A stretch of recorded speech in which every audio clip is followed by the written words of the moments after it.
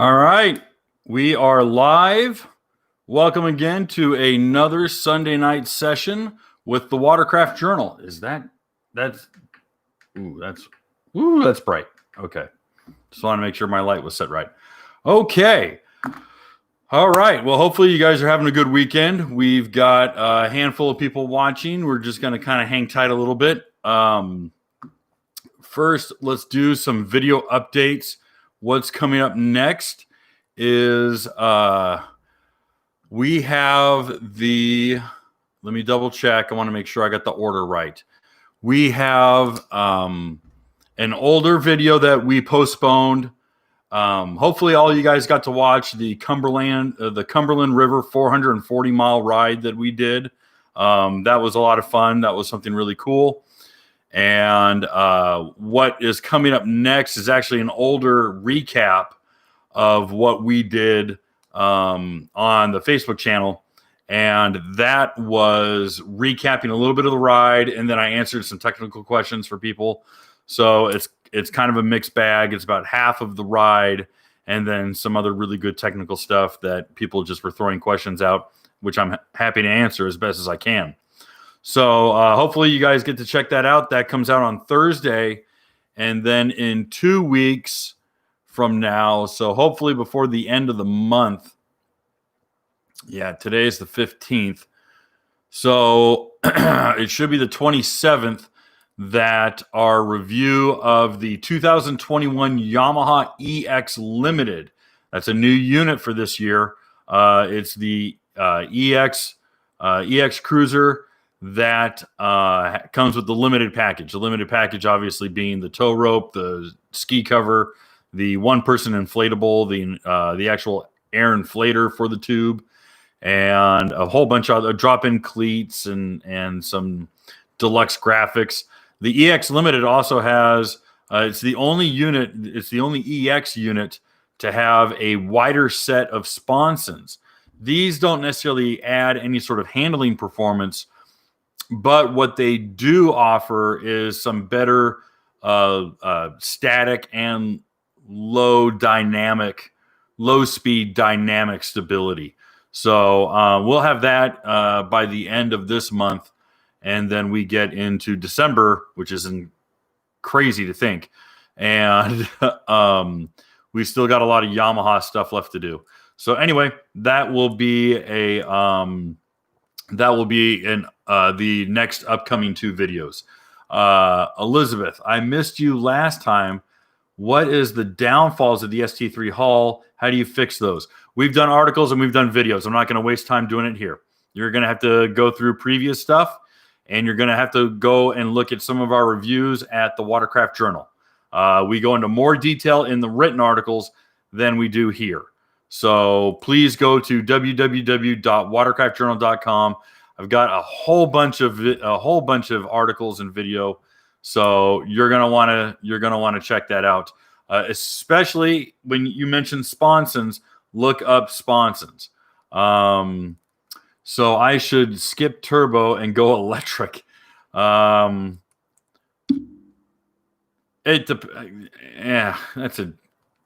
depending on what you want to do. I want to see a GP 1800R versus Sea-Doo 300. Which 300? We've already done a 300 RX-TX. So I presume you mean RX-PX 300. That will be soon coming. All right. Elizabeth Johnson. Before you buy one, you should probably do your homework. So you need to do some research on that one. That's a 2-hour conversation, and we've talked about it ad nauseum. So sorry, I'm not doing it here, and not for tonight. I got a big list of notes. Did a lot of show prep today, so we're going to get right into it. The biggest thing that a lot of people, and I know there's a lot of haters, and a lot of people were like, "Oh, it's a terrible idea. Don't go electric. Electric skis will never work. It's awful. Electricity and water don't mix. Blah, blah, blah, blah, blah."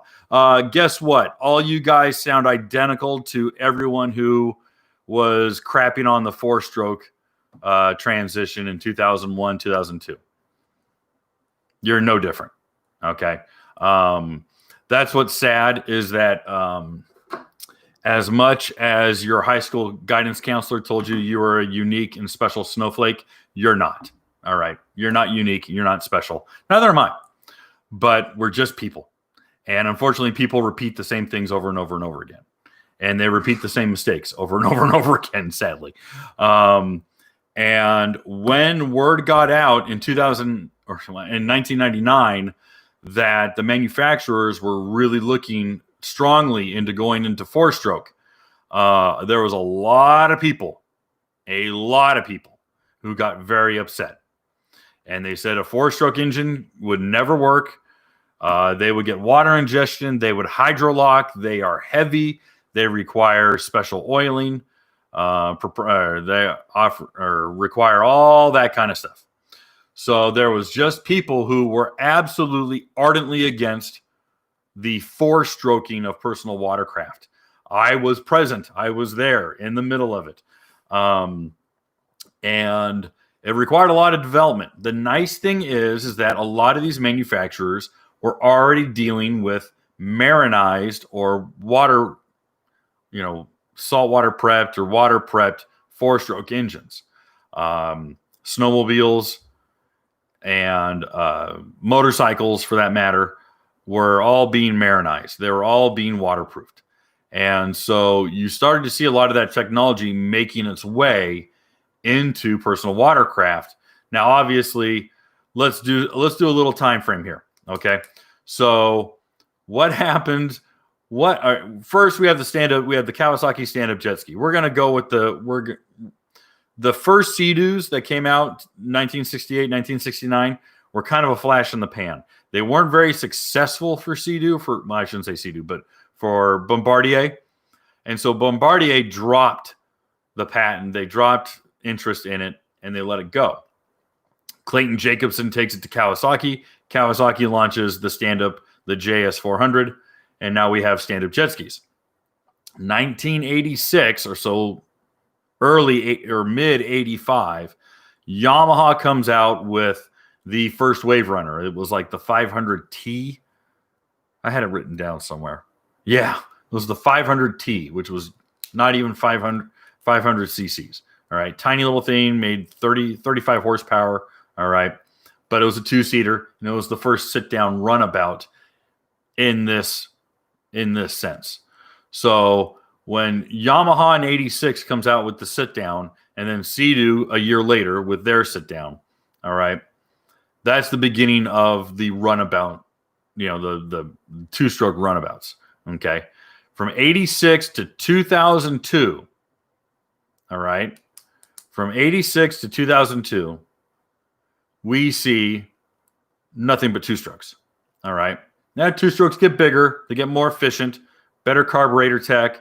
Then we have better oiling. They start getting to direct oiling systems, so you don't have to do a lot of premix. You don't have to do premix. There's evolution in the two-strokes, okay? But in 2002, Sea-Doo comes out with their GTX 4Tech, all right? 1.5 liter, makes 155 horsepower. Now, here was the biggest thing, was that you could get by with 35, 40, 45 horsepower on a two-stroke because the skis were lighter and the engines were lighter. A two-stroke engine is naturally almost half the weight of a four-stroke.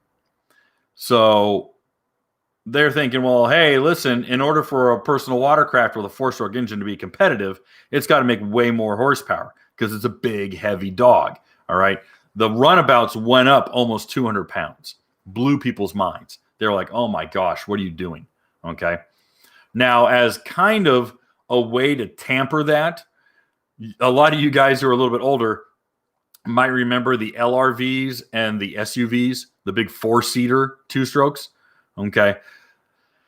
They were running 1,100, 1,200, 1,300 cc engines. They were running big displacement two-stroke engines. They weren't necessarily fast by any means because they were ginormous boats, but they were kind of a proof of concept that, hey, a big ski doesn't have to be a complete dog. I don't know if they got their point across all that well. They were fun because they were ginormous and had tons of storage, and I've seen guys put supercharged four-strokes in them now, but I'm getting ahead of myself. for Sea-Doo to come out with, yeah, Genesis too. Okay, I remember that. So in 2002, Sea-Doo comes out with the 155 horsepower, 1.5 liter Fortec. All right, that's a big push. Now a lot of folks were like, "Oh, that's not enough horsepower. It's so heavy. It's not sporty." That hull platform, 2002, was called the Phoenix platform. All right, that was the internal behind closed doors operating name of it, was Phoenix. Okay, and a little bit of that is because it was designed specifically for the launch of the 4-strokes, and so they're looking at a rebirth, and hence the name Phoenix.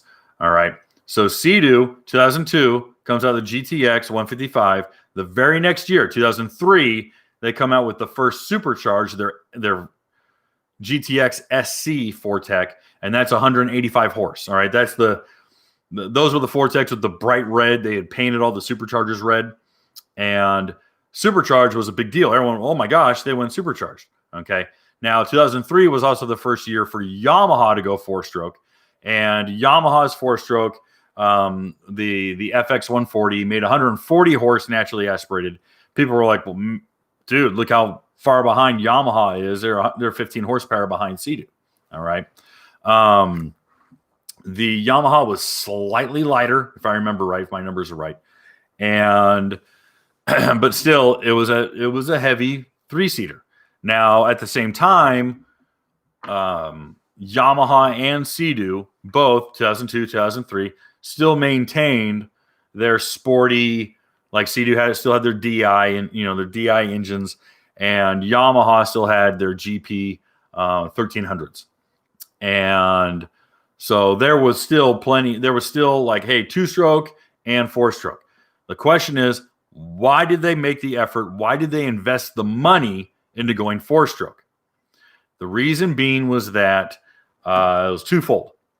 First, you had about 8 years of really restrictive politics that were kicking 2-stroke skis off of private lakes first. That was the big thing, was like if it was a private lake, then if it was a municipal lake, certain municipalities were kicking people off. And then you had states that were kicking them out of state parks. And primarily because of the noise and because of the oil slick. Those were two highly visual. There were two highly visual strikes against the 2-stroke. Was that the 2-stroke, you saw that oily slick coming out from the exhaust. You saw the blue smoke, the blue cloud coming out of them, and you just heard the brapping noise. And for people who were recreating, who were a little more mellow, the jet skiers weren't really helping. They weren't helping their case, because there was a lot of guys, getting too close to boats. They were jumping wakes. It really, it was the heyday of 2-stroke jet skis. Don't get me wrong. I mean, I was in high school in the middle of it. But at the same time, we weren't doing ourselves any favors. All right. Too many crashes, too many collisions, too much bad behavior. Okay. So when environmentalists showed up and said, we got to get rid of these jet skis, recreational types, boaters, fishermen, were all like, let's get rid of these guys. So it was very easy. It was very easy to get a local municipality, local city government, or even a state to kick those guys out. Now you had Kawasaki. I said Kawasaki. But you had several major states that started kicking them out of state parks. California, New York, Massachusetts, New Jersey. I think there was about 8 states by about 2002 that had heavily restricted 2-stroke use. So the writing was on the wall for the manufacturers. The manufacturers are going, if we want to still stay in business, we got to go 4-stroke.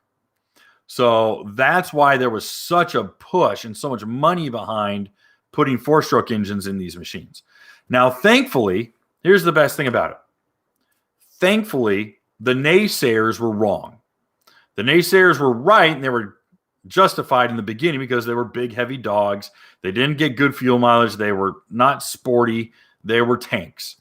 But when you start seeing supercharging get into play, which thankfully came the very next year, and then we saw 215 show up, and the reason Jerry Gaddis and Green Hulk exists is because of the 215 horsepower RXP. All right. The minute that green apple and black ski came out, Jerry bought one and was like, boom, I'm on it. So that's how these things happen. So what was really important was seeing the evolution and seeing technology get better and better and better. Now that we have gotten into fly-by-wire technology and engine management software, now we're seeing really high-performance four-strokes that run clean, that actually run higher EPA standards. All right. The biggest pain in everyone's butt is the state of California. And I'm just going to say it. All right. The state of California has the CARB board. All right. CARB board is the California Air Resource Board. They get in the way of Ford Mustangs and Dodge Challengers and Chevrolet Corvettes and Porsche and BMW. They get in the way of this because you have to meet California standards if you want to sell your vehicle in California. So, they're thinking, crap, when these first four strokes are coming out, how do we keep the CARB board happy? All right. Now, at the time, they were a 2-star rating. It was double the emissions efficiency and cleanliness than the 2-strokes. So they said, "Oh, this is great! You doubled, quite frankly, you cut your emissions in half. Outstanding, love it." So they got all excited. Diesel engines, wow! You get back to me when you figure out how to make a lightweight diesel engine. Anyways, what was very, very interesting was that we look today and we're seeing 3-star. We're even seeing some 4-stars out of 4-stroke jet skis. I keep saying jet skis, and I know there's going to be some guys really mad at me. So I should say watercraft. So like GTI got 3-star. I mean, all these guys are 3-star. And right out of the gate, they're 3-star. It's fantastic. All right. That opened up, the 4-strokes opened up access to all these lakes and rivers and even the ocean again. All right. Now certain states got real mad because basically the manufacturers outsmarted them. But anyhow, who has a 4-star? That's a good question, Elizabeth.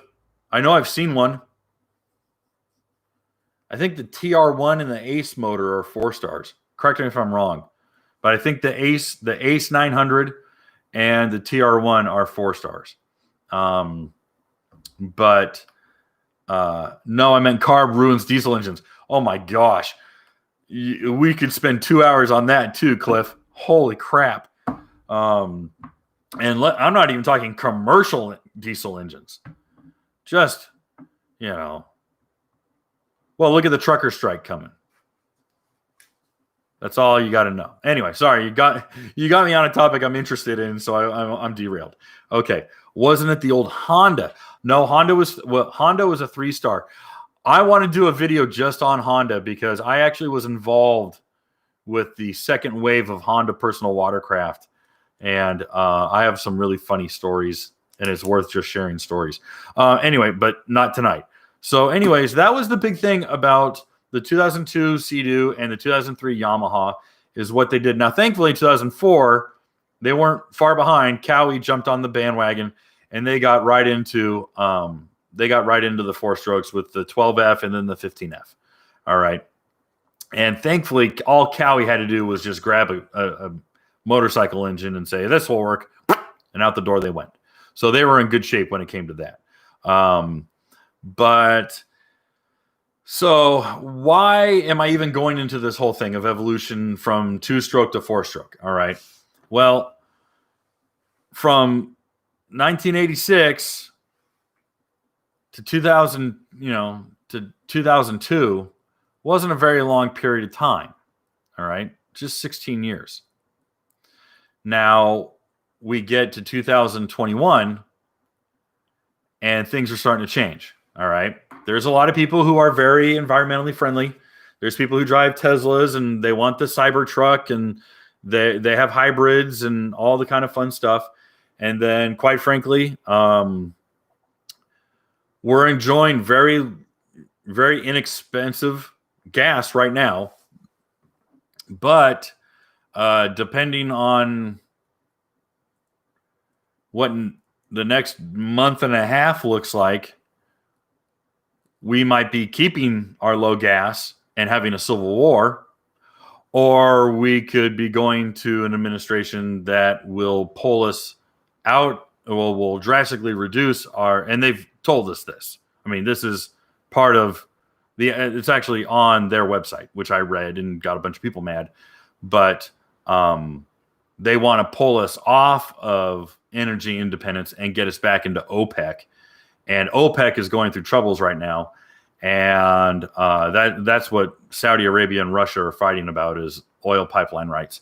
And if we go back to Saudi Arabia, we're going back to $4 a gallon.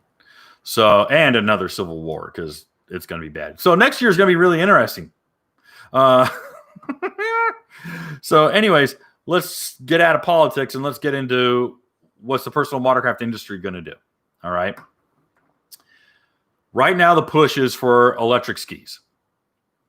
Waterproofing electric skis is not hard. It's not hard. I'm just not concerned with it. If you can drive your Tesla through a car wash, you're good. That's kind of my thinking. So, Mexico and Canada gave oodles of oil. We're selling it to them. Our energy independence is primarily strictly domestic. It's about 86%. We purchase right now less than 10% from OPEC, and then the rest is from Canada. At least according to Business Insider, which I don't even hardly trust, but I'll take some hard numbers off of those guys. And I looked it up this morning to make sure I was right. So anyhow, I work at a regional. Oh, cool. So anyways, let's talk about electric personal watercraft. Electric personal watercraft are not anything new. There's guys who've been working on electric watercraft for over a decade. In fact, I know personally that Steve Webster of Commander Industries and multi-time IFWA world champion Ross Champion, freestyle rider, they were working on a stand-up, an electric stand-up back in 2010. And the hardest thing for them was weight and battery life. All right. Because like I'm looking at Take Mo Pen, range. And you're right. Work at a refinery, 35. Oh, God, Joe, I'm sorry to hear that. That is awful. Just now, like just recently, or in like the past couple months? I'm curious. And if you can answer me, let me know. So anyways, Ross and Steve were working on an electric ski. Motors is not a problem. Getting an electric motor to make the power is not a problem. All right. Power is easy. The biggest thing is battery life and range. All right. Especially in a small, compact personal watercraft. I mean, how do you keep it light? And then how do you pack enough batteries on there so you can keep riding? That's the biggest problem. And I'm not going to go into the technology of battery technology. I simply don't know it. But I have comparative data, which is very, very interesting. We are currently on the ratcheting part of the roller coaster. We're climbing the technology hill or we're climbing the hill of the roller coaster when it comes to developing technology. All right. Thankfully, we're seeing pioneers like Tesla and other guys who are getting in there, and they're starting to. That'll add a lot of weight, and a lot of guys I've had that conversation. That's a good question. This gas-powered inverter. There's ideas of, well, should we do like a gas hybrid? The biggest concern with that is weight. Is you have battery cells and a fuel tank, and you have an engine that goes to an inverter, and it just turns into a whole lot of weight. And now you have a drivetrain that weighs over 600 pounds. So let's go back. So early development 11 years ago, 12 years ago, was that they just didn't have battery cell life that could keep them on the water longer than 20 minutes. That was Steve Webster. Now, Steve Webster is a bright guy, but Webster is hooked up with Dustin Matsouras, opened up a dealership, and they're selling Yamahas and custom skis. So that kind of left a little bit of a vacuum when it came to all that technology. There was a guy named Joshua Darling. And Joshua Darling was out of California, very, very bright guy. And in the mid-2000s, actually it was later than that, it was like 2016, 2017, he came out with a company called Freeform Factory. And what Joshua Darling, last week, they let off, oh my gosh, Joe, I'm sorry, in Detroit. Oh, that breaks my heart, dude. I'm sorry to hear that. That breaks my heart. It makes me want to go on a political rant, but I'm not going to do it. Damn. All right. So I dropped my pen. I need my pen. Sorry. All right. I'm getting distracted. You guys are distracting me. I shouldn't look at the comment section. I should put tape right there. So anyway, Joshua starts developing he's a stand-up writer, and he knew what Ross had done, and he knew what Steve was up to. And he created what was called Freeform Factory. That was his company. And what he figured out was a totally unique way of building a personal watercraft. First, it had a chromoly cage. It actually had a frame. And he built, it's really wild. And we did a big story on it, and I can put the link up. It's really, really cool. But the hull and the deck and the hood, for that matter, were made out of a polymer plastic of his own design that was super, super tough. Like, you could beat the hell out of it with a hammer and it wouldn't mar. It was really, really stout stuff. And he had an electric motor on it. And I have the numbers here. Okay, first, the polymer plastic was 100% recycled plastics, which was really cool. So not only was he zero emissions and no noise, but he was also like recycling plastics. So that was super cool. But he had now obviously everything varies on runtime because it depends on how hard you're in the throttle. But he varied anywhere from a half an hour to 60 minutes of runtime. And his charging time took about an hour to about 3 hours to recharge. But here's the kicker. The ski was so lightweight. The ski was so small and lightweight. And it was a stand-up ski. It wasn't a sit-down. All right. That little engine that little electric engine was a 46 horsepower engine that ran 46 miles an hour. So that was something really, really cool. And that was a really cool little ski. It even had LED lights. And one of the trickiest things about it was that it was also Bluetooth compatible. So you downloaded an app to your phone, and you could look at your phone and see the performance data, like live data gathering of your engine and what your ski did. It had LED lights on it. The ski was called the Gratis, Gratis, which means free in Spanish, gratis. And the Gratis X1. And he had the Lawler brothers, who were two stand-up riders who were super good. And it was just a trick ski. You could do backflips and jump in the surf and totally submerge it. And they were submarining that ski. I kid you not. Like, we put up video, and that thing's submarining, popping up, hitting waves, jumping again. Really, really trick. And that was proof of concept late 2016, early 2017. Now, what was interesting in 2017 was Joshua Darling comes out with this ski, talk of the town. He was on like mainstream news, and mainstream media was interviewing him, going like, "Hey, an electric jet ski, this is really cool." And because at the time there wasn't even a 4-stroke jet ski, so this was a big deal. I mean, this was really a big deal. Now, what was funny was that literally that same year, in August of 2017, we published the press release that Josh had sold the company, had sold Freeform Factory to a Utah electric off-road company called Nikola. like Nikola Tesla. And I think I've mentioned this stuff before. So Nikola was making, they were making like a side-by-side and some quads. And the big thing at Nikola that they were all excited about was that they wanted to make an all-electric big rig. They wanted to make a big rig, replace a diesel truck. They wanted, a big cab-over style big rig. And they came out with one. Since 2017, they've come out with one. I don't know how many they've sold. I just haven't paid attention to that. And the problem is that everything else took a back seat. Basically, the big rig platform was meant to kind of pay for all the performance, the power sports stuff.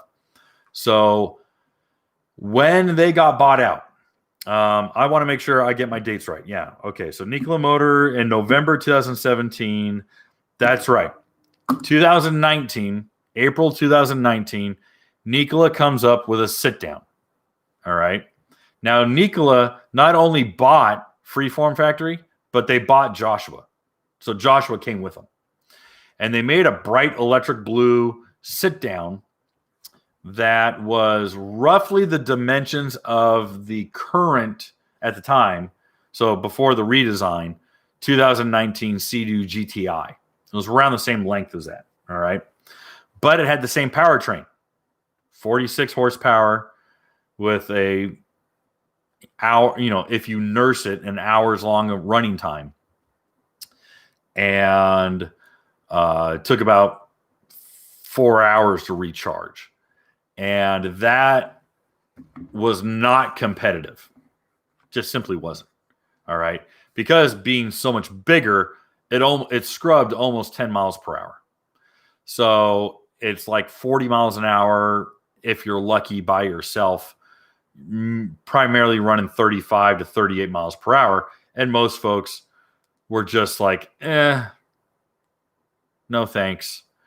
So anyhow, that was it was a neat presentation. It was called the Wave, W-A-V. And the Wave, where'd my mouse go? Mouse cursor, wake up. Here it is. Okay. Let me close this. All right. So it has running lights that are illegal. Yeah, it is a proof of, it's just something that makes it look cool for the concept thing. There is legislation being presented to allow personal watercraft to have, I said it's a concept. Stop arguing with me, Steven. It's a concept. It's not. Well, hey, you know what, Steven? You and I are both wrong. Because I'll tell you what, they're selling the damn things. All right. You go to the website, you can put a down payment on one. And they're saying they're ready for 2022. So figure that one out. All right. I've never heard of running lights being illegal.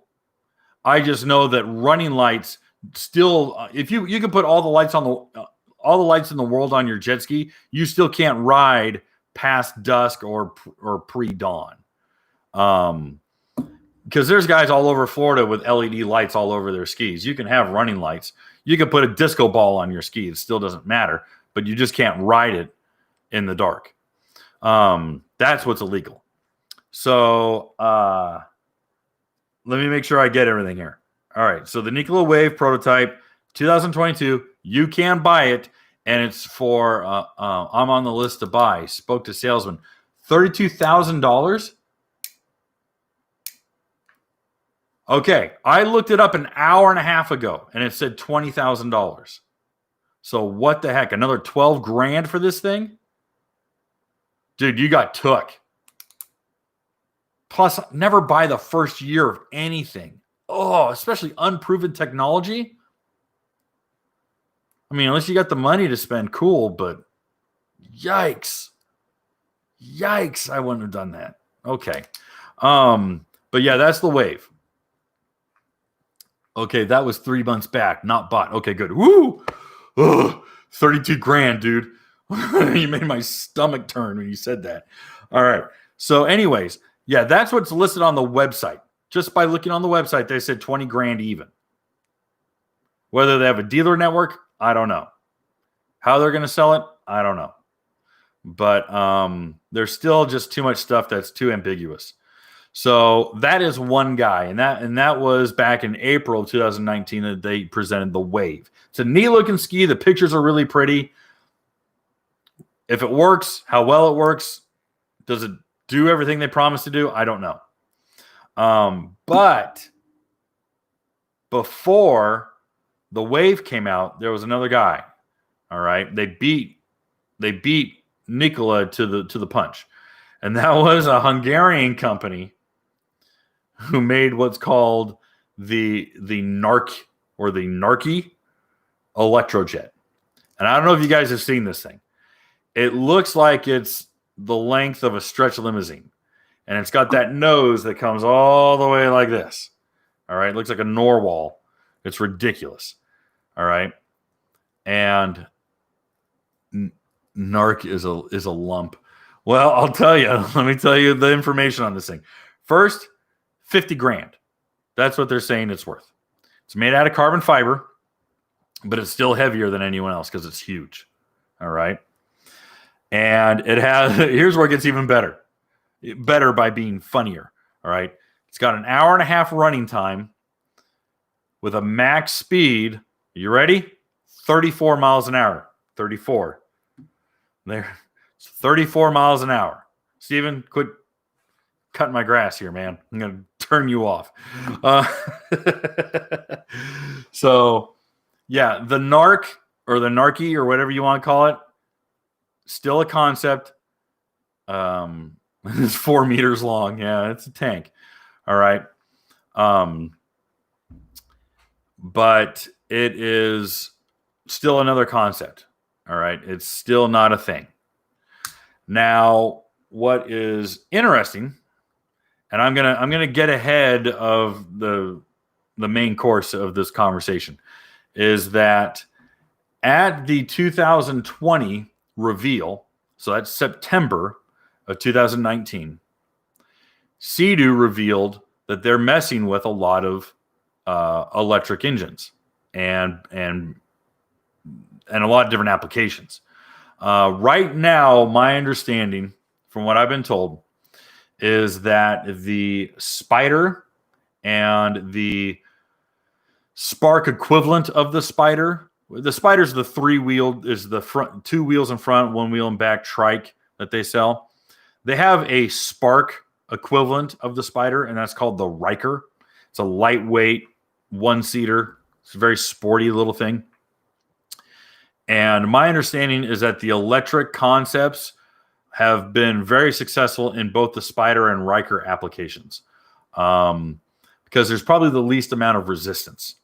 Snowmobiles and personal watercraft, for that matter. Well, I know that, and the side-by-sides have done rather well too, because they're sharing the same powertrain. And quads. Okay, 4 things: Spider, Riker, Can-Am side-by-side, Can-Am quad. Those are doing really well. Those are the closest we're going to see, I shouldn't say closest. They're the closest to being a mass-produced vehicle. Snowmobile, which is a huge market for Can-Am, and of course personal watercraft, those two probably require the most R&D. And those will probably be the last to market. That's where I would place my money on that, is that the snowmobile and the Sea-Doo, if there's an electric version, they're going to be the last to come out when it comes to BRP launching a whole wave of electric engines. All right. Now, the prototype that we saw in the pictures is that it was an old GTI. It was the previous model GTI, 2019 GTI, not the 2020. All right. But now that the 2020 is lighter, better hull, engine or electric powertrain might even be a better application. Very unlikely that we would see a Spark come out first, primarily because of battery cell size. And so if I was to hedge a bet, first, I think Sea-Doo will be the first one to come out with an electric PWC of all the big 3, Yamaha, Cowie, Sea-Doo. very secure bet that Sea-Doo will be first. Second, you really love that GTI.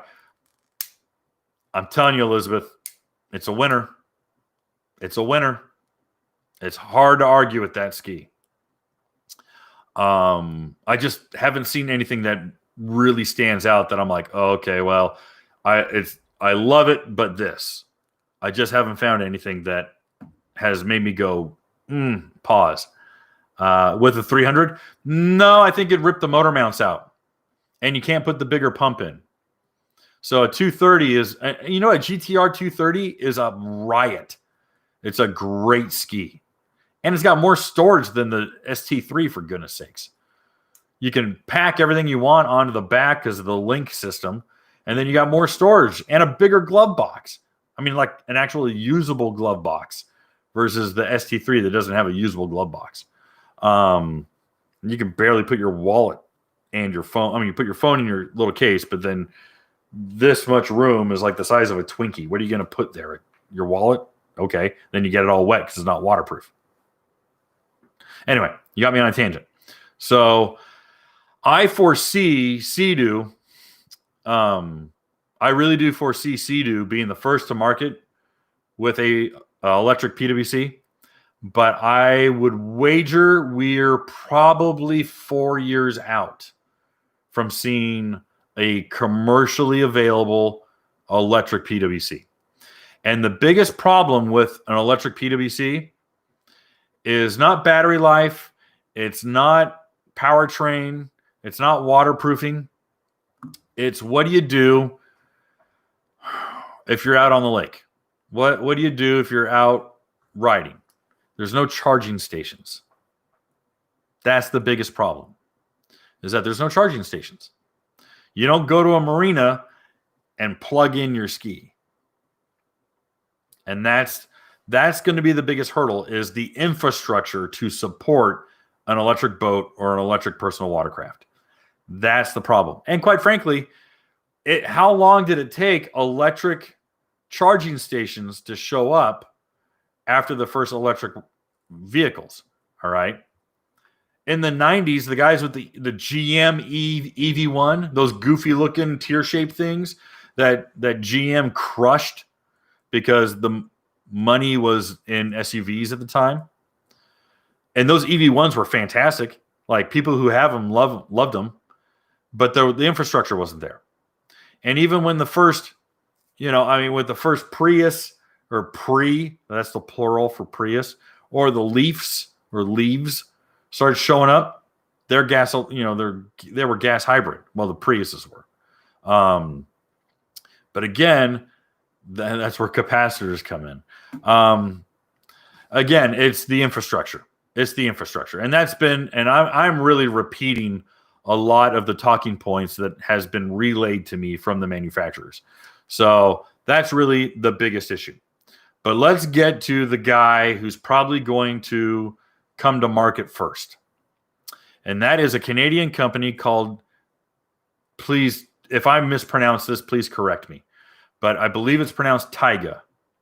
Like tiger, but Taiga.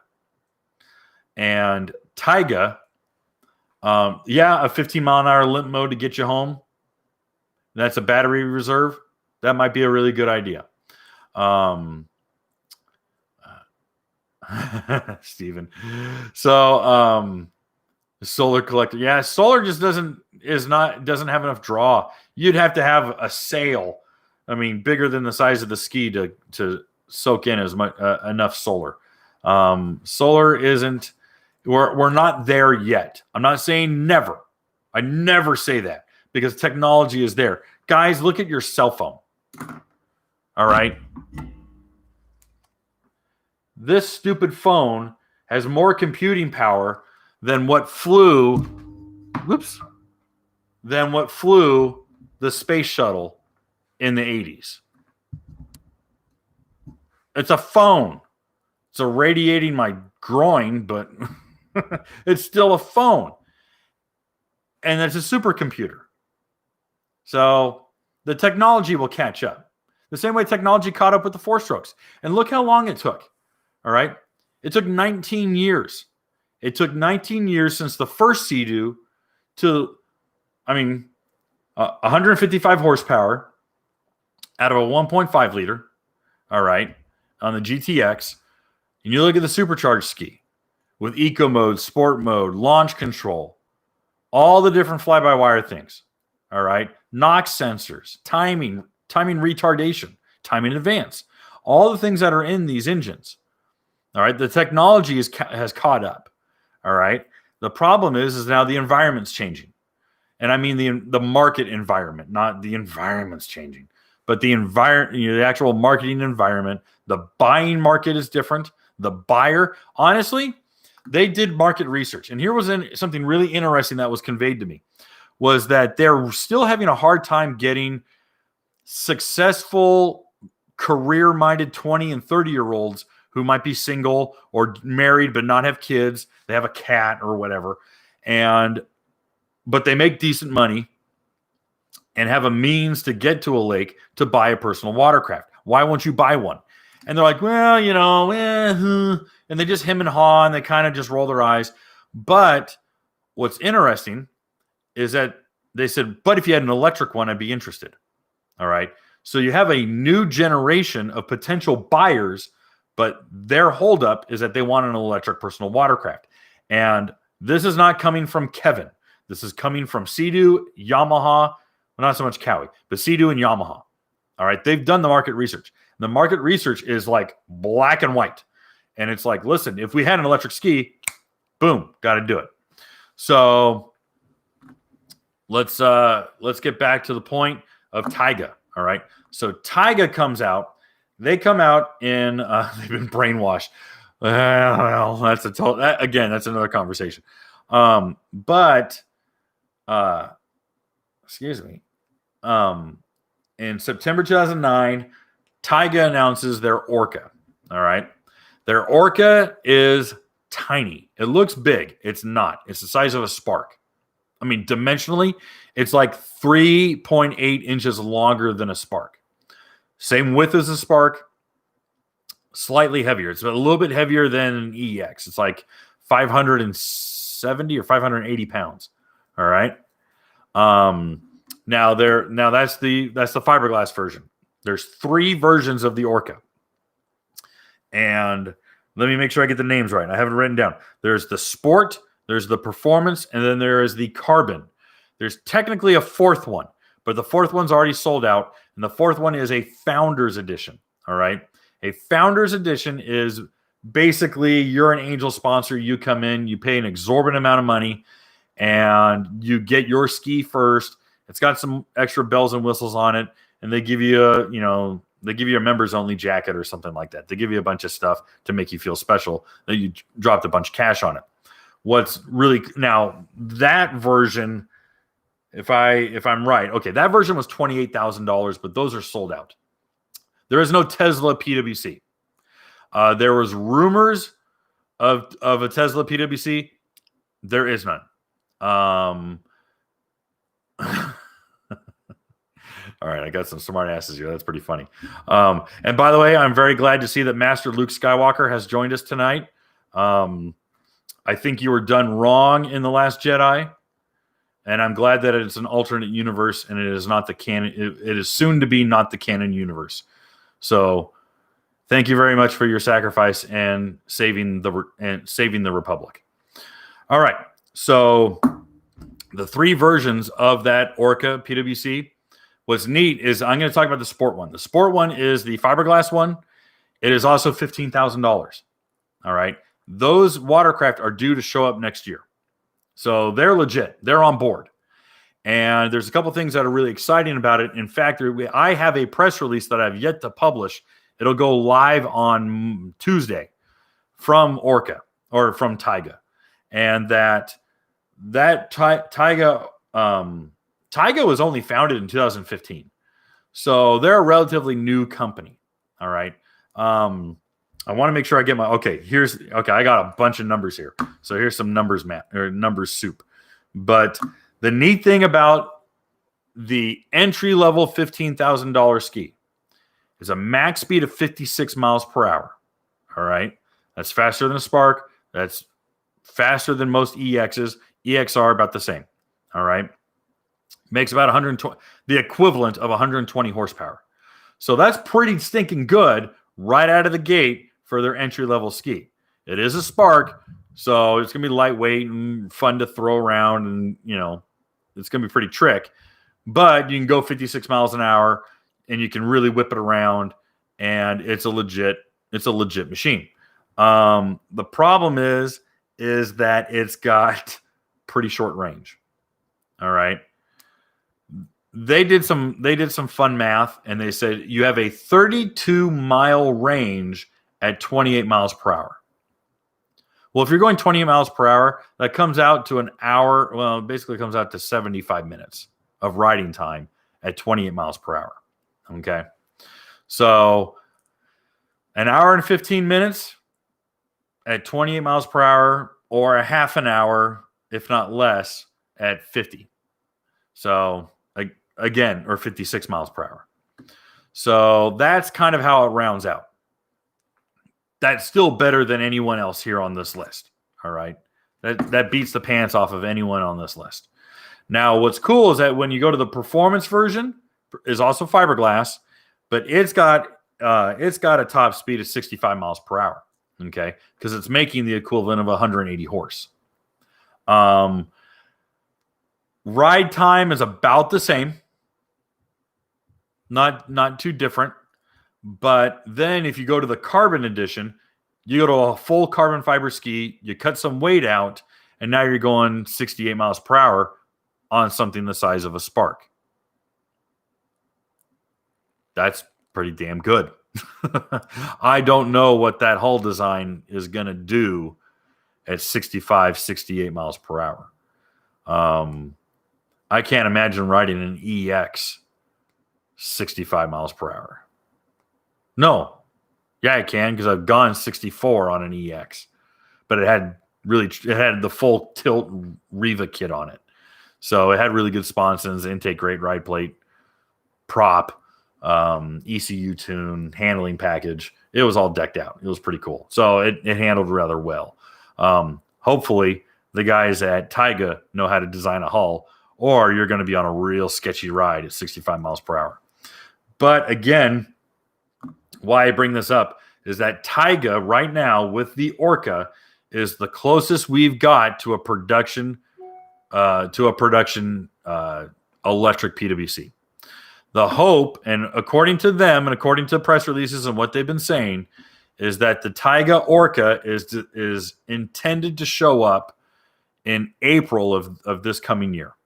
So if everything goes according to plan and they're able to roll this out, we're able to see the electric watercraft come.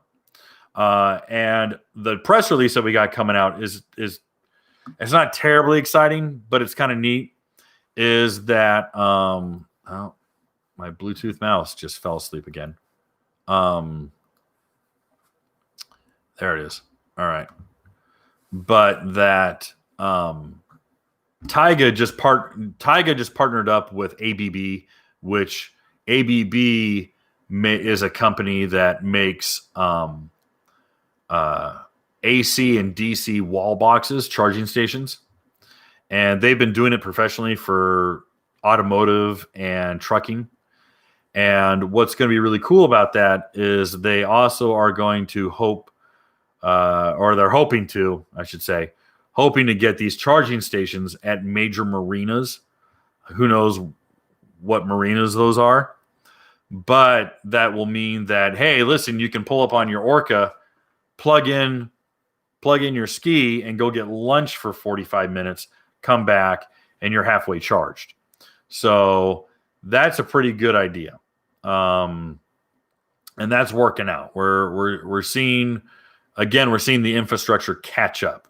What are my reservations about electric skis? Battery life. That's really it. Powertrain, propulsion, I'm not concerned with. Electric motors, technology's there. Guys, electric motors. We had electric cars in the 1920s. All right. I'm not concerned with it. It's battery life. And if we can figure out a way to get battery life, we're set. The nice thing is that it gives it gives the Karens something less to complain about. Because, hey, it's electric, it's quiet, you're not making a bunch of noise, you're not polluting, you're not, I don't know, spitting out exhaust fumes, you're not creating another hole in the ozone layer. Remember when there was a hole in the ozone layer? I do. I think I was a senior in high school when they talked about a hole in the ozone layer. Where'd that thing go? Anyway, but that'll be, that's going to be something really, really cool. They say they will have intelligent reverse. Orca, yes, the Orca does have intelligent reverse. It has, in fact, there is surprisingly a lot of, I don't know if this is on the prototypes, but if you look at the photographs, you look at the press photos, all the toggles and the throttles, the throttle levers and the toggles are all Sea-Doo. So anyway, but yeah, I mean, I really do think that there's a future. There's a future for electric PWC. And it'll take a while to catch up, but there'll be full-size three-seaters eventually once they have the battery life. The power is not a problem. I'm really not concerned about power. Guys, Elon Musk has a 9-second four-door all-wheel drive sedan that runs 9 seconds on the quarter miles on street tires. I'm not concerned. The power is there. It's battery life. So if we can get battery life, yeah, they'll have brakes. Yeah, the Orca has brakes on it. It has brakes and intelligent reverse. So, yeah, I got no problem with it. But they're not going to have the market access that Sea-Doo will. So if we see Orca come to plate, step up really fast with their little unit, and they sell every one of them, they might sell them at a premium. Okay, they might MSRP at $15,000, but when you're out the door, it might be $18,000 or $19,000. All right, that's how it goes, especially with new technology. And it'll be problematic, and they'll have to troubleshoot a bunch of stuff. That's the way it goes. But I think that will put a big, sharp spur in Sea-Doo's butt. And when that happens, we're going to see an electric GTI. And when the electric GTI comes out, hang on tight, because that'll be something really cool to look at. Again, it's an infrastructure problem, and we might see that, hey, listen, you only got 2 hours of running time, and this thing caps off at 45 miles an hour, but it'll have enough juice to get you back to your trailer. It'll have a limp mode or whatever, or get your butt home mode. And then you get it home, you plug it in, it'll be 110. You're not going to have to plug into 210. It'll plug in, or 220. It'll plug into 110. And you charge your ski for a couple hours. If you want to go back out, it's a pill. That's very inconvenient. But I think for a lot of people who don't go very far from home, or who ride out of a dock, like a home dock, it's perfect. It's perfect. Because every home dock that I've seen has 110 going to it, because they got like a light, and there's a socket and there's a light. So I really do see that as being a viable future. Now, again, the first years are going to be clunky. The first years are going to be cutting their teeth. But as time goes on, I think it'll continue. Do I think it'll replace the four-stroke? Maybe in 30 years. Maybe. But look how long it took Yamaha to kill the two-stroke. They just replaced the two-stroke stand-up. And quite frankly, four-stroke technology is getting to the point that it just keeps getting cleaner and more efficient. So imagine variable valve timing or cylinder deactivation on a four-cylinder four-stroke. It's there. It's nothing new. It's just you got to put one on a ski. So anyways, that's really kind of what I was really digging at when it came to electric PWC. I really don't see the spookiness of an electric ski. There's a lot of guys like, oh, it's a terrible idea. Oh my gosh, awful. Oh, it's terrible.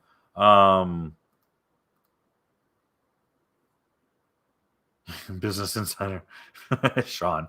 But I unblocked his middle finger. But anyway, that is really going to be where I think the market's going to go. That's the next frontier. The next frontier for personal watercraft is going to be natural gas. Yeah, go get a propane tank at the gas station and go ride natural gas. No, it's going to be electric. It'll be electric. It could be nuclear for all I care, but nuclear is cleaner. But look at all the weirdos who get all pissed off at like, oh, you can't have nuclear. Even though 3 Mile Island literally had no radiation leaks. No one died. No one got sick from 3 Mile Island. No one got irradiated from 3 Mile Island. And that was what, 78, 79? All right. And the only reason why the Japanese nuclear plant had any sort of problem was after an earthquake, what was a 7.9 earthquake and then a tsunami. The only nuclear plant that's literally barfed its brains out was Chernobyl. And those were the Russians. All right. I recommend you read Chuck Yeager's book about going to Russia because he anyway, Russia was not as big of a threat that we thought during the Cold War. Anyway, I'm off topic. Let's go through the questions, and I'll take questions because it's only been an hour and I've blown through all my notes. Owen, could you please respond? I want to have a conversation with you guys. We're here. All right. Let's see. Skip a turbo, go electric. Do whatever you want. Put a turbo on and stretch your head bolts and blow your pistons apart. Go for it.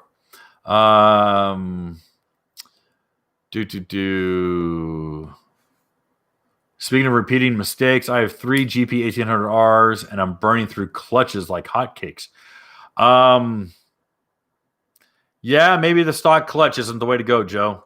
You might want to get the rebuild kit, go to a stage 2. Or I know the new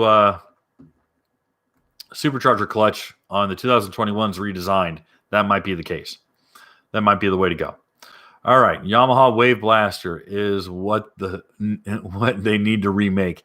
Yeah, sadly, Yamaha has no, and they told me this with like absolute certainty that that there is no new Wave Blaster in the upcoming 5 years. So maybe that means 6 years from now, but at least in 5 years they don't have one. Just when skis were getting awesome and dependable, we now got to worry about piles of baloney. Well, you know, that's technology, man. That's technology. That's what happens. What's the next best thing?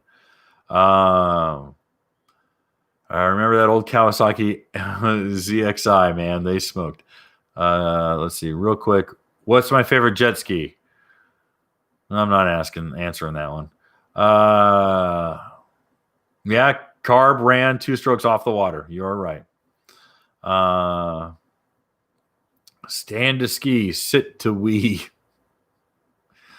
My brother used to have a T-shirt that said, "I'd rather quit than sit." So, you know, he was cool. I think the MSX 150 was a pretty good for the day, 65 miles per hour.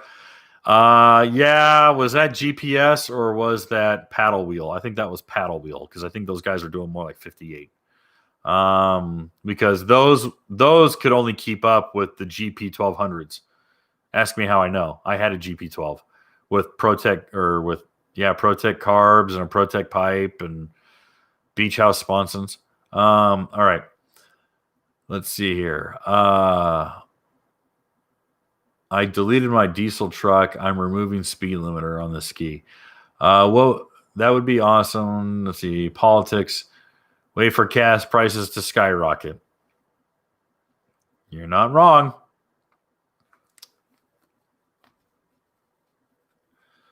Let's see here. 4-stroke machines have been a blessing for resale and usable life. Well, 2-strokes, I'll tell you what, man. 2-strokes require a lot less brain power to get running. You know, besides knowing how to how to tune a carburetor, you're in good. I mean, a 2-strokes, dude. 2-strokes. I mean, if you swamped a 2-stroke, you pulled the plugs and filled them up with carb cleaner, and they'd fire up. So, if you could invent a capacitor, like the drive-up bank container, you could carry 5 quarts of recharge. Oh yeah, that's a good idea. I'm a railroad. Oh, Cliff, I'm a railroad engineer. We're swamped. Yep. Let's see. I watch a podcast, and the guest last week was an oil guy. He said all politicians are oil idiots who know and don't care about oil, the most and best modern energy source for now. Well, I'll tell you what. My understanding is that the oil refining process is the best it's ever been, and that oil, they are able to get so much more yield out of a barrel of crude now that it's just through the roof what the United States is able to do in its refining process. Really got to hand it to those guys and what they're able to do for us in the last 2.5 years in making the United States energy independent. So God bless you guys. Let's see. Didn't Nikola lie about their stuff just 2 months ago? I don't know, Scott. That's a good question. In what sense did they lie? Did they lie about their trucks or lie about their skis? Because if you go to their website, they still got everything there. Let's see here. Here's all of Steven's comments. Let's see. Maybe electric in 10 years. It'll be probably mainstream in 10 years. I think battery technology is catching up real quick. I'm not gonna put them out. I really think battery technology is catching up really quick. Carve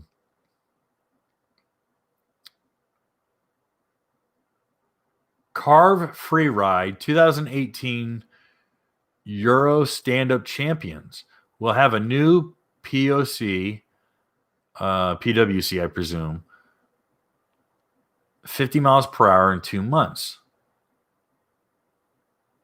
I don't know what that means. I'll have to look that up.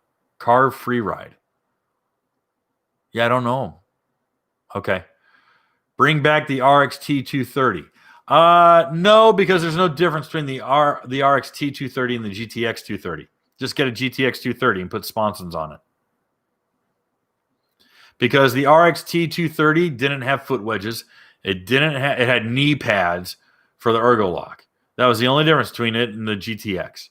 And the coloring, of course. But the RXT 230 did not have the X steering. It didn't have the X sponsons, which are garbage. Didn't have the X seat. It just didn't have all the X stuff. It was just a GTX with cooler colors. What is the realistic horsepower for an electric PWC? Well, it's not horsepower. They definitely rate it by torque because they can range torque. But horsepower is just a calculation off of torque. And so an electric PWC, I mean, for goodness sakes, well, it's like Orca is saying they got 180 horse out of their 65 mile an hour or their 68 mile an hour ski. So a $180, okay, cool. But how many foot-pounds of torque or pound-feet of torque does that make? I said it backwards. I got some dyslexia going on right now.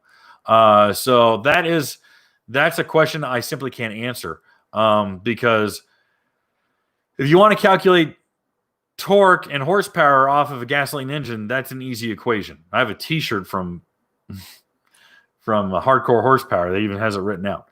But calculating off of an electric engine is a different story, and I don't know. We have patents on this solution, but enough for me. Okay, well, cool. Let's see. Everyone knows you need a solar collector body for extra power. What it needs is a little paddle wheel on the back, like a hydroelectric paddle wheel, So as you go, you're slowly trickle feeding your. It's not going to be a 1-to-1 ratio. But if you had a hydroelectric little paddle wheel on the back, you might be able to fill up one of your batteries. Here's an idea. Lightweight batteries for a quick swap out. Maybe. Who controls the spice controls the universe. I'm not a big Dune fan. I read the first book. And of course, I've seen the movie, the original movie with Sting. Sandworms were cool. Soundtrack was all right. All right. Is it still normal thing to lose 50% horsepower with a jet pump? Or has efficiency been increased over the years? I don't know about that ratio. And because it's like, well, if you have a 300 horse, are you losing 50 horse? You have an 85 horse ski, are you losing 50 horse? No. And I've heard that before, but I don't buy that. I haven't seen the math to prove that. That's my biggest problem. I haven't seen the math. And I'd like to see someone show their work on that one. Okay. As soon as my ceramic washers blew and my motor went catastrophic failure, I went Yamaha. Wow, Sean, I'm sorry to hear that. That sucks. Oh, the ceramic washers were a problem. But then again, a lot of people were using the wrong oil. Ask me how I know. I was using the wrong oil on my race ski for a long time. Thankfully, I did not pump my shrapnel through my engine like it sounds like you did, and a lot of other people did too. You're not alone. I smoked my clutches. I didn't destroy them. Let's see here. All right, Sean. Ha ha ha. All right, Scott. I envision capacitor stations where, like a gas station, 5-pound large old style fuse capacitors will be exchanged out and rotated. I think you're going to see a plug-in charge, like you see charging stations with electric cars today. I really do, because the infrastructure's there, and the guys who create those charging stations. Well, that's not hard. And you're going to tell me you go to a gas station and now you can quick charge? Because there's quick charge. There are rapid chargers out there.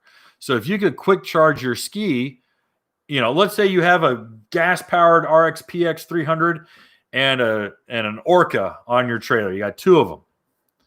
Well, you fill up the Sea-Doo with gas, and you pull up a little further, and then you plug in your Orca, you go inside and go get your snacks for the day, come back out 10 minutes later, you're, somewhat topped off, you're good to go.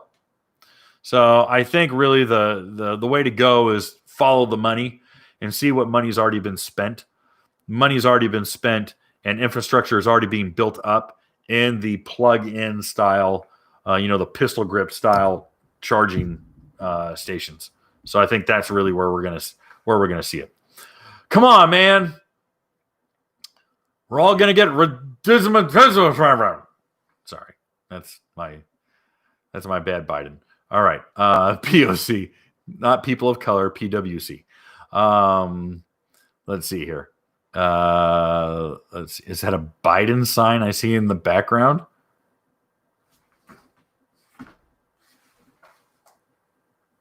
Nope.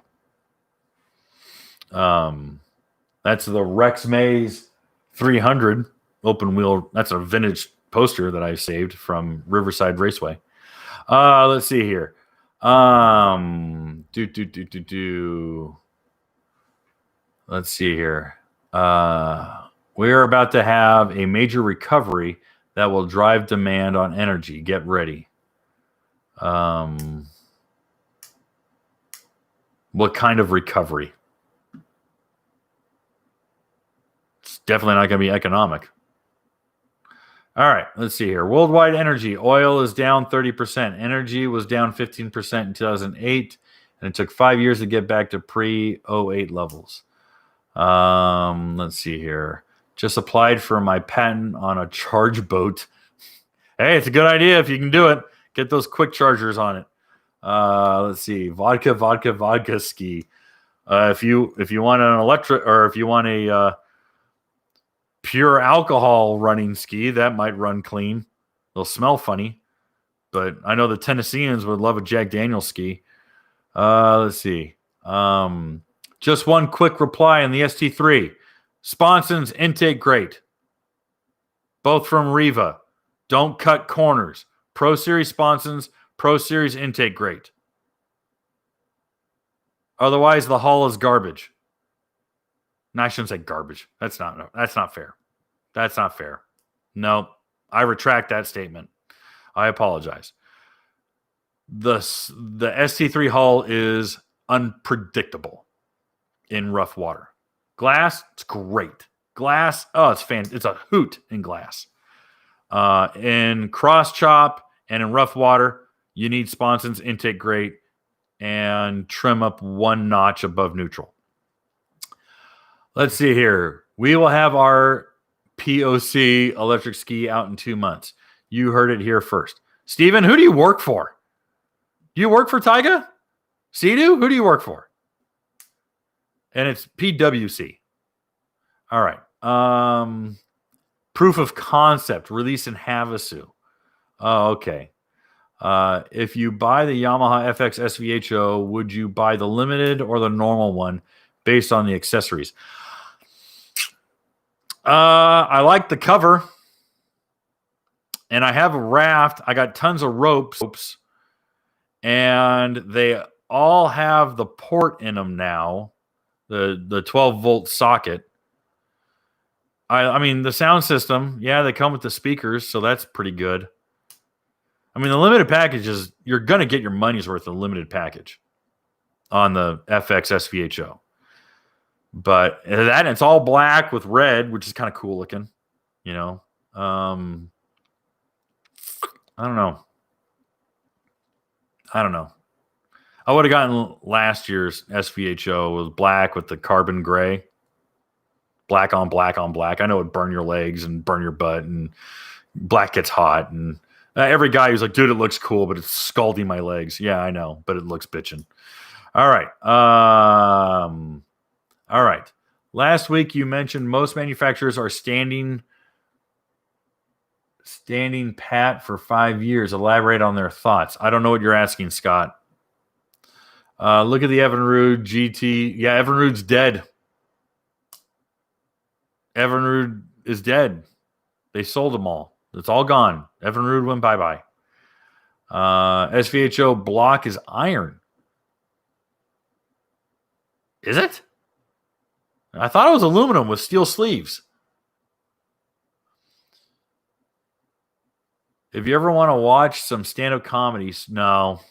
Yeah. You have to be funny and know what you're talking about. Still waiting on higher end skis in SoCal, barely trickling out. Yeah, it's slow. The rollout is slow.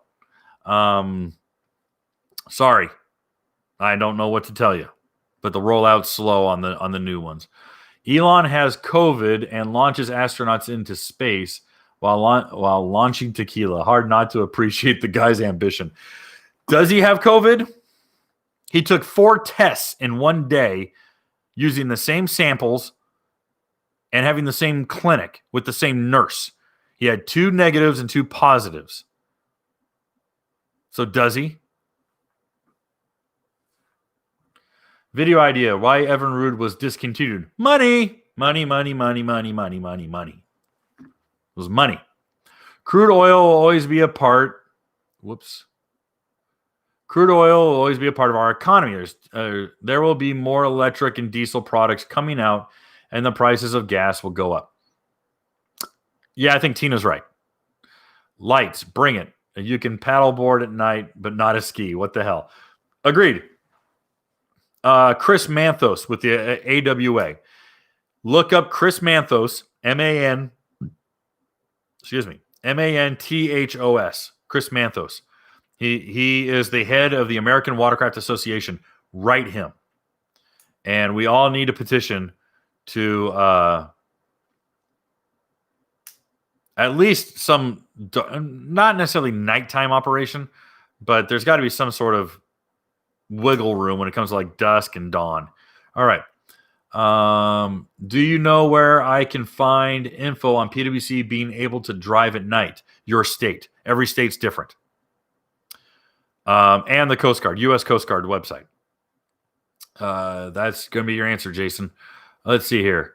I guess you still haven't had a chance to check out the new reverse impeller and screen. I haven't been down yet to try them out. It's probably going to be late this year or early next year. And it's not a reverse. It's a 12-second pulse just to rewind the prop shaft to help push a little bit of thrust through the intake grate. It is not a reverse. Please do not think it's a reverse. Spark Spider. It's just a small, lightweight, entry level spider. It's actually really cool. If you go to a dealership and check them out, they're actually kind of cool.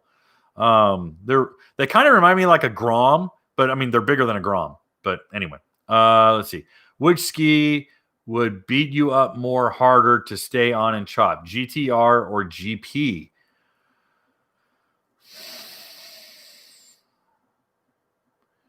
GTR. No. That's a good question. YouTuber grouper. Fun name. GP 1800R is a lightweight. It's designed to be lightweight, and it's designed not to soak up the bumps. All right? It's not a big, cushy marshmallow. GTR is a little bit cushier. And the hull's pretty forgiving. I'd rather be riding a GP, but I'm okay getting chattered.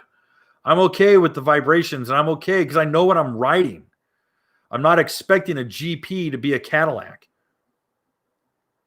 So, I don't know. As a Yamaha owner, I feel repressed. Well, I don't know. Electric Fish Pro Zappa Fish.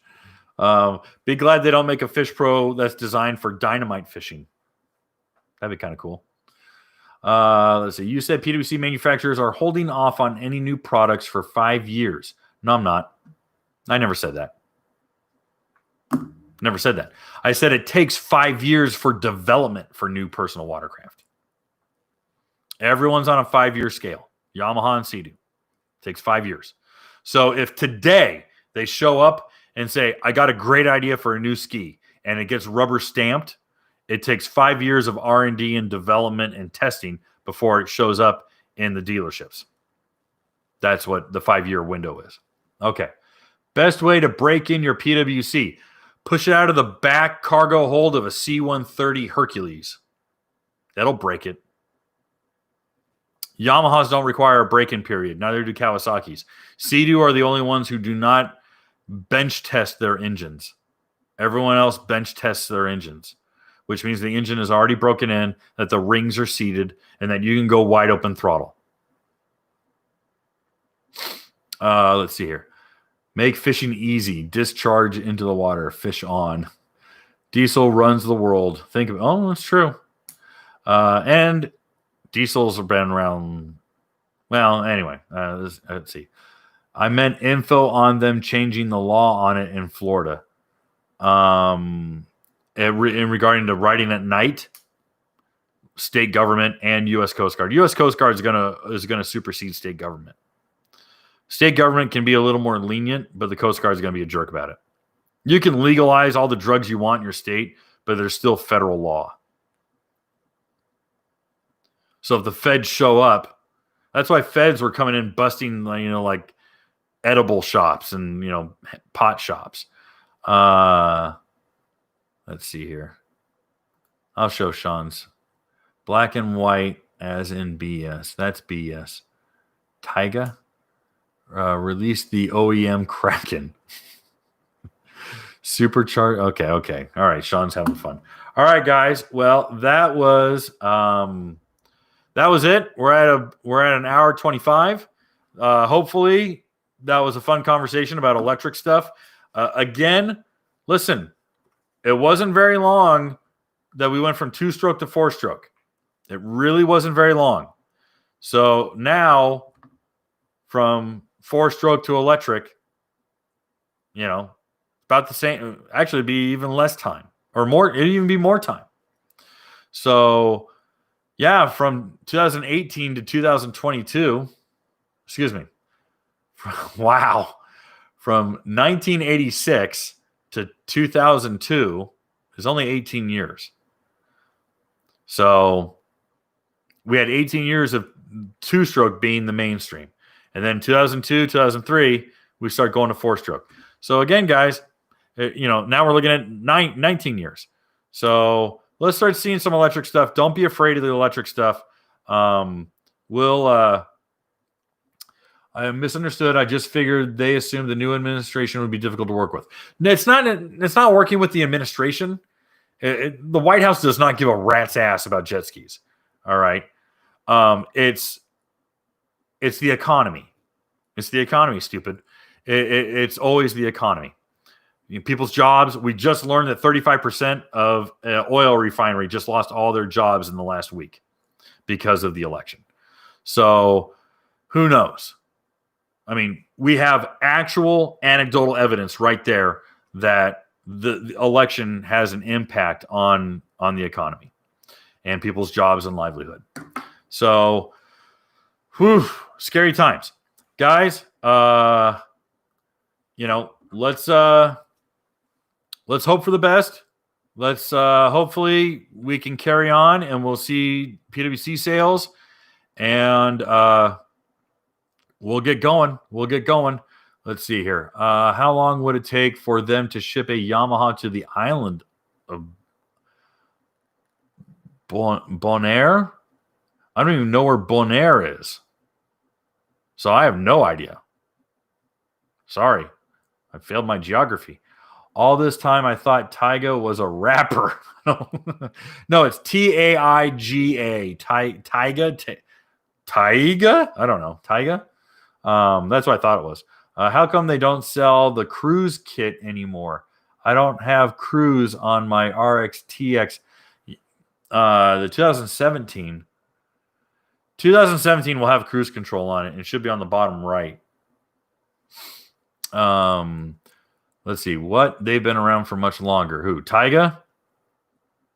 Taiga should be around. They started in 2015. And I think you're thinking of Taiga wake boats, Tige, and I'm talking about Taiga, Taiga. My new company will blow e-skis market out of the water. Let's talk. Email me, Steven. I'm interested. Email me. Kevin.shaw@shawgroupmedia.com. How much does a full tank of unleaded cost on an FX SVHO? I don't know. Your gas station. Figure that one out. It's 18.5 gallons. Near Aruba and Venezuela. Bah.